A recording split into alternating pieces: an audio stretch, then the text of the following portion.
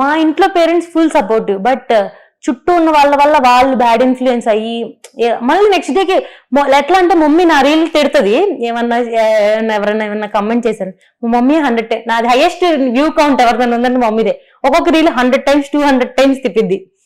కొట్టిన లేక నేను మళ్ళీ మళ్ళీ కొట్టి చూసి చూసి చూసి మమ్మీ పరంగా సపోర్టివే, బట్ చుట్టూ ఉన్న వాళ్ళ వల్ల కొంచెం అలా తిట్టడం కూడా ఉంటది, అవి చాలా దారుణంగా కూడా ఉంటాయి. ప్రాపర్ ఇక్కడ ఇంట్లో వాళ్ళు ఏం చేస్తుంటారు? ఇంట్లో ఎంత మంది ఉంటారు? నేను ఒక్కదాన్నేనండి, సింగిల్ డాటర్ని. అవునా, అందుకే నేను అంత గారాబు. నాకు బ్రదర్ సిస్టర్స్ ఎవరు లేదు, నేను ఒక్కదాన్నే. సో సో ఫినాన్షియల్ గా కూడా నేను ఇండిపెండెంట్ గా ఉండాలి కదా. మా డాడీ బిజినెస్ చేసేవాళ్ళు ఒకప్పుడు, బట్ ఒక టైంలో బాగా లాస్ వచ్చేసి ఇప్పుడు చిన్న వుడ్ షాప్ అన్నమాట, అంతే. ఓకే. మా mummy house wife. Okay. Feel అవుతూ ఉంటారా మీరు అసలు? ఎందుకు అంటే సిబ్లింగ్స్ ఎవరు లేక?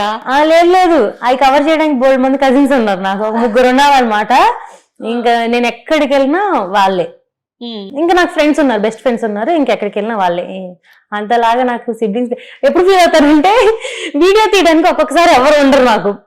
ట్రైపాడ్ ఇప్పుడు కూడా నా బ్యాగ్ లో ఉంది, పెద్ద ట్రైపాడ్ ఉంటది, ఎక్కడ ఫోటో దిగడానికి బాగుంటుందో తెలియదు కదా, అది పెట్టేసుకొని దిగుతా ఉంటాం అనమాట. ఎప్పుడు వీడియో రెయిన్ పడుతుంది, ఆ రోజు వీడియో తీయాలనుకుంటా, ఎవరు ఉండరు నాకు తీయడానికి. అప్పుడు ఫీల్ అవుతా, అమ్మ నువ్వు ఎందుకమ్మా నాకు చెల్లినో తమ్ముడో కన్నా వాడు ఉంటే వీడియోలు తీసేవాడు కదా అని ఫీల్ అవుతాను.